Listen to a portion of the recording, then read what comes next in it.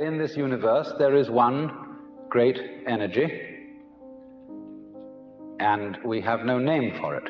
People have tried various names for it, like God, like Brahman, like Tao. But in the West, the word God has got so many funny associations attached to it that most of us are bored with it. When people say God the Father Almighty, most people feel funny inside. But according to Buddhist philosophy, all this universe is one tatata.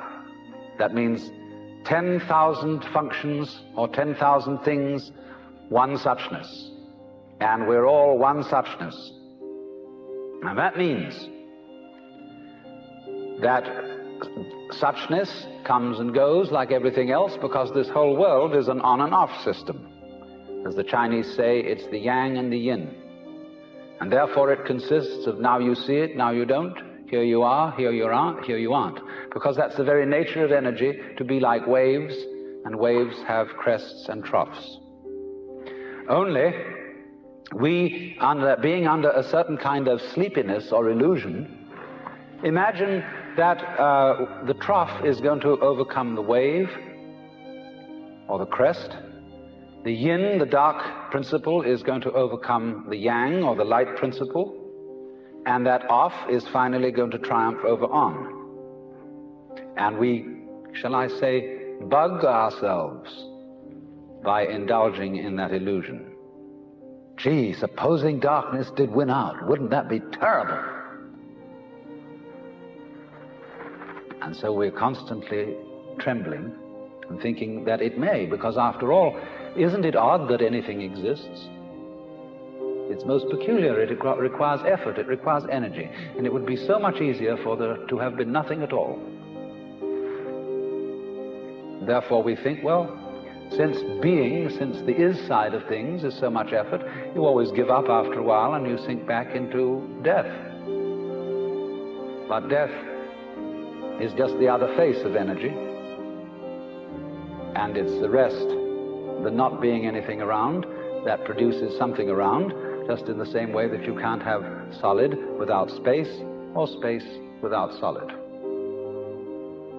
When you wake up to this and realize that the more it changes, the more it's the same thing, as the French say, that you are really a playing of this one energy, and there is nothing else but that it is you, but that for you to be always you would be an insufferable bore.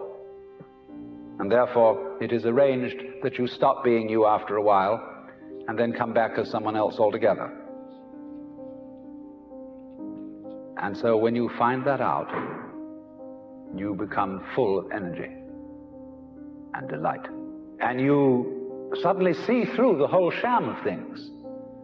You realize you're that. We won't put a name on it. You're that. And you can't be anything else. So you are relieved of fundamental terror. That doesn't mean that you're always going to be a great hero, that you won't jump when you hear it bang, that you won't worry occasionally, that you won't lose your temper.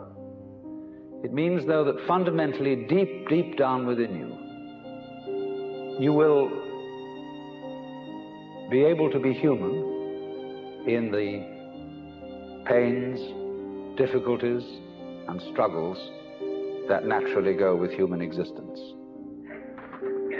But to have no hang-up, that is to say, to be able to drift like a cloud and flow like water, seeing that all life is a magnificent illusion, a playing of energy, and there is absolutely nothing fundamentally to be afraid of. Fundamentally. You will be afraid on the surface. You will be afraid of putting your hand in the fire. You will be afraid of getting sick. But you will not be afraid of fear. Fear will pass over your mind like a black cloud will be reflected in the mirror.